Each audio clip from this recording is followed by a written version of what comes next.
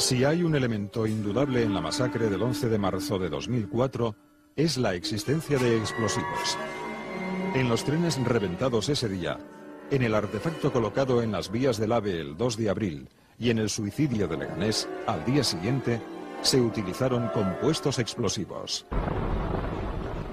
Y no deja de ser curioso que a estas alturas sepamos con toda certeza que en Leganés y en las vías del AVE se empleó dinamita del tipo Goma 2 Eco. Y sin embargo, en el sumario no se recoja una descripción definitiva de cuál fue el explosivo que se colocó en los trenes el mismo 11M. En cualquier caso, una parte fundamental de la investigación es la destinada a esclarecer de dónde salió la Goma 2 Eco. De hecho, el suministro de la dinamita es uno de los episodios ligados al 11M, mejor documentados en el sumario. Sorprendentemente bien documentado, porque, por ejemplo, las conversaciones telefónicas de los terroristas estaban siendo grabadas mientras transportaban la dinamita desde Asturias a Madrid, en el fin de semana del 28 de febrero de 2004. Aquel fin de semana, según el relato recogido en el sumario, 6 delincuentes marroquíes, capitaneados por Jamal Ahmidan, el chino, trajeron a Madrid 200 kilos de dinamita. El explosivo se lo había suministrado Emilio Suárez Trasorras, exminero asturiano, con un largo historial delictivo. Entre otras actividades, se dedicaba al tráfico de droga, de explosivos y de vehículos robados. Pero Trasorras no era un delincuente cualquiera. Trabajaba como confidente para un comisario de policía de Avilés. Los contactos entre los marroquíes, a los que se vincula con la masacre de Madrid, y los asturianos que supuestamente facilitaron la dinamita a esos marroquíes, se venían sucediendo desde meses atrás y se intensificaron a comienzos del año 2004. De hecho, en los primeros días del año se inicia el traslado de explosivos desde Asturias a Madrid. Unos transportes que podemos considerar como de pequeña escala a la luz de los datos recogidos por el juez. En concreto, el 5 de enero de 2004 se produce el primer transporte de dinamita, a pequeña escala, desde Asturias a Madrid. Ese día, Emilio Suárez Trasorras encarga a un colaborador suyo, Sergio Álvarez Sánchez, que transporte en autobús de línea regular un primer cargamento de entre 15 y 20 kilos de explosivo.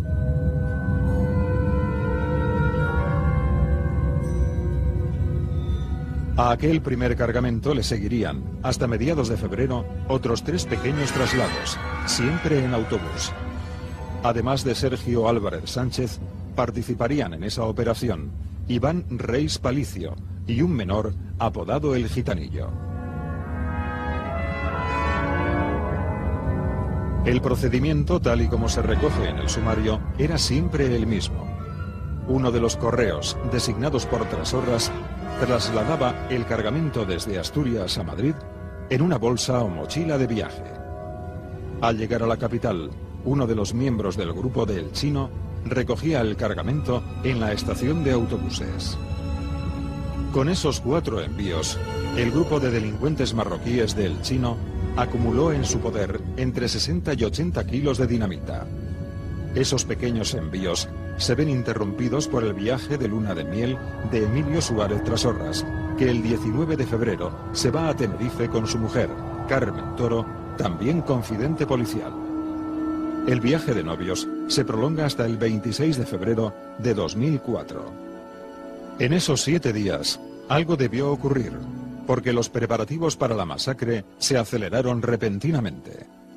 De hecho, alguien decidió abandonar estos transportes a pequeña escala en autobuses de línea y realizar en su lugar un gran envío de explosivos.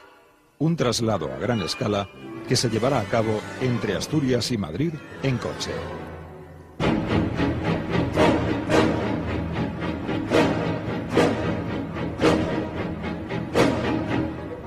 El 24 de febrero de 2004, el chino llama por 2 veces a Emilio Suárez Trasorras a Tenerife.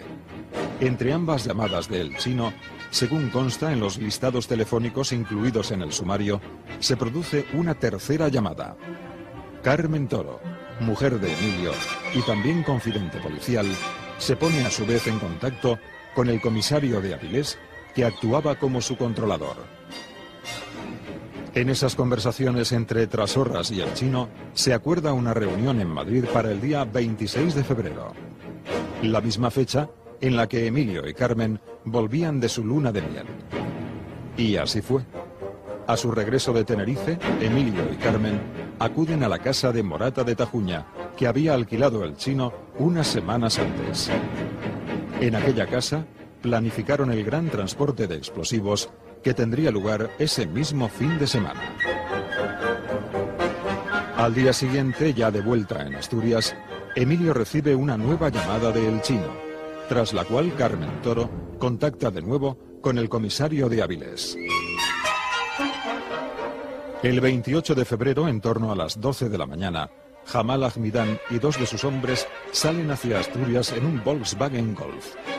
Para ese viaje, según consta en el sumario, los 3 marroquíes escogen la autovía de La Coruña. Llegarían a Avilés poco antes de las 5 de la tarde. En Avilés, los terroristas se reunieron con Emilio. Compraron 3 mochilas y 3 linternas en un hipermercado. Y ya por la noche se dirigieron a la mina Conchita, próxima a Avilés, de donde sacaron unos 200 kilos de explosivos. Una operación lenta que les obligó a realizar 2 viajes y que no finalizó hasta las 12 de la mañana.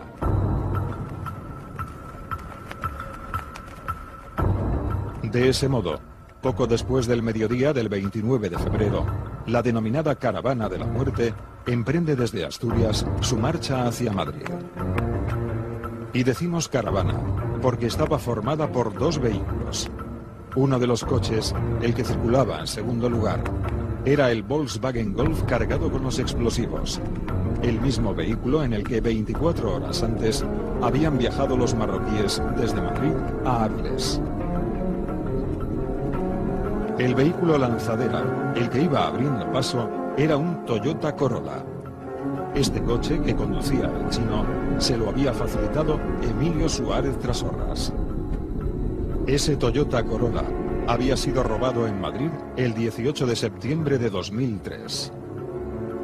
Emilio Suárez Trasorras dobló las matrículas del Toyota, es decir, cambió a ese vehículo robado las matrículas, poniéndole unas iguales a las de otro Toyota Corolla no robado, propiedad de una ciudadana madrileña. Desde Asturias, antes de emprender la marcha, el chino llama a uno de sus hombres, Othman El Naoui, que estaba en Madrid.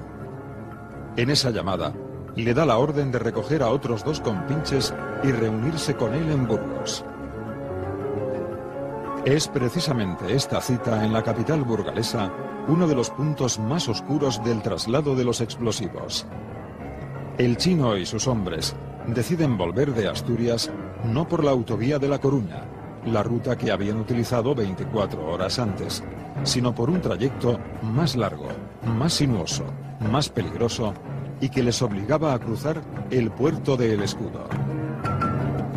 Más aún, si se tiene en cuenta que aquel fin de semana cayó una impresionante nevada en el norte de la península. En la zona de Burgos y el País Vasco, aquel temporal fue especialmente intenso, llegando a prohibirse el paso de camiones en muchas carreteras y quedando miles de conductores atrapados en la provincia de Burgos por la nieve. Siendo así, ¿por qué decide el chino internarse en el temporal con un coche cargado de explosivos y atravesar con él un puerto para el que hacían falta cadenas? Una decisión todavía más extraña si recordamos que aquellos 3 marroquíes no habían dormido en toda la noche, porque se la habían pasado acarreando cajas de explosivos. Pero además, con un coche lanzadera abriendo paso y un segundo vehículo cargado de dinamita, ¿por qué pidió a uno de sus hombres que acudiera a su encuentro en Burgos a bordo de un tercer coche? Los 2 vehículos que bajaban desde Avilés atravesaron el puerto del Escudo en torno a las 3:30 de la tarde. Poco tiempo después, a las 4:15, la Guardia Civil detenía el coche del chino por exceso de velocidad. El vehículo estuvo parado por espacio de 25 minutos en el control de carretera. Los agentes de tráfico llegaron a imponer 3 multas a su conductor, según consta en el sumario. Al ser parado por la Guardia Civil, el chino enseñó un pasaporte belga falso a nombre de Youssef Ben Salah. Aquel Toyota Corolla era un coche robado, con las matrículas falsificadas, y el chino lo conducía sin la documentación del vehículo. A pesar de eso, la Guardia Civil dejó que el chino siguiera su viaje. Pero esos 25 minutos están llenos de sombras. Primero, porque al ser detenido, el chino realiza una llamada telefónica, no para avisar al coche que venía detrás cargado con la dinamita, sino para ponerse en contacto con Emilio Suárez Trasorras, que, recordamos, era confidente policial. Segundo, porque ese control de carretera se produjo a escasa distancia de una fábrica de explosivos situada en Burgos, pero no una fábrica cualquiera, sino la misma en la que se había elaborado la goma 2 Eco que los marroquíes trasladaban en su coche desde Asturias a Madrid. ¿Se trata de una simple casualidad? Después del incidente de las multas, los 2 coches que bajaban de Avilés vuelven a encontrarse en la ciudad de Burgos en torno a las 5 de la tarde. Pocos minutos después, se reúnen con el tercer vehículo, el que sube desde Madrid. Esa caravana, formada ahora por 3 coches, termina llegando a Morata de Tajuña sobre las 8 de la tarde de ese azaroso 29 de febrero de 2004. Al día siguiente, 1 de marzo, los listados telefónicos en poder del juez muestran que el chino efectuó una llamada a Emilio Suárez Trasorras y que éste realiza otra al comisario de Avilés. Los explosivos estaban ya en Madrid. El relato recogido en el sumario sobre lo ocurrido aquel mes de febrero y el modo en el que se realizó el transporte de la dinamita está, como hemos visto, envuelto en sombras. ¿Cómo es posible que un confidente policial suministrara los explosivos supuestamente utilizados por los terroristas? ¿Por qué ese confidente policial llamó al comisario de Avilés justo antes y justo después del transporte de los explosivos? ¿De qué hablaron Emilio Suárez Trasorras y su controlador en aquellas llamadas? ¿Quién dio la orden, a mediados de febrero, de acelerar el transporte de los explosivos hacia Madrid, abandonando el sistema de transporte en autobuses de línea? ¿Cómo es posible que se impusieran 3 multas al vehículo del chino y, sin embargo, no se pudiera detener a aquella caravana de la muerte? ¿Cómo es posible que la Guardia Civil dejara seguir viaje a aquel vehículo robado con matrículas falsas y que no tenía papeles? ¿Por qué estaban siendo grabadas las conversaciones de los terroristas durante aquel viaje? ¿Hasta qué punto sabían las fuerzas de seguridad que se estaba produciendo un traslado de dinamita? ¿Por qué el chino hace subir un tercer vehículo desde Madrid si ya había transportado desde Avilés a Burgos los explosivos? ¿Es casualidad que esa caravana de la muerte parara cerca de la fábrica de goma 2 Eco situada en la provincia de Burgos? ¿Por qué el chino renunció a volver a Madrid por autovía, como había ido hasta Avilés, y se interna en aquel terrible temporal de nieve por carreteras nacionales? El traslado de explosivos ese último fin de semana de febrero de 2004 tiene numerosas sombras, según se recoge en el sumario. Pero resulta mucho más inquietante si tenemos en cuenta que la del grupo del chino no fue la única caravana de la muerte que viajó hacia Madrid durante aquel fin de semana. A primera hora del 28 de febrero, la